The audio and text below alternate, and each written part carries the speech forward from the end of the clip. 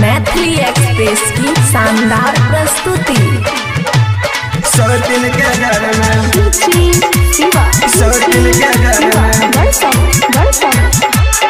मार के घर से भगावै छी।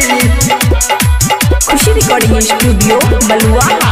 सौतिन के घर में सुतवार मुंसा मार के घर से भगावै छी। सौतिन के घर में सुतवार मुंसा मार के घर से भगावै छी। हम जे कहै छौ तोरा, हम जे कहै छौ तोरा, एको गो बात न समझै छी। सौतिन के घर में सुतवार मुंसा मार के घर से भगावै छी। सौतिन के घर में सुतवार मुंसा, सौतिन के घर में सुतवार मुंसा। डीजे सनी भड़सी मार के घर से भगावै छी। एकर भर की भौजी देखी गाँव में सबके बताबै छै। एकर भर की भौजी देखी गाँव में सबके बताबै छै।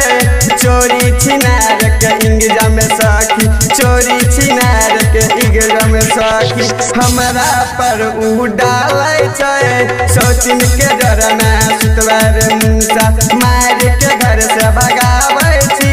सौतिन के घर में मार के घर से भगावै छी। सौतिन के घर में लड़ल बुढ़िया मौगी देखी सबके सिखाबै छै रे, सबके सिखाबै छै। राइटर सोचिल समझाबै लगल, मानुष छोड़ा जे कहै लगल, अकरो जे भगल कई रे। सौतिन के घर में सुतवार मुंसा मार के घर से भगैबौ रे।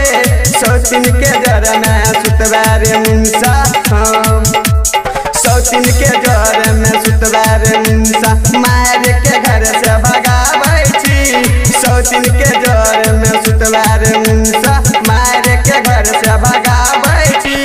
हम जे कहै छियौ तोरा, एको गो बात न समझै छी।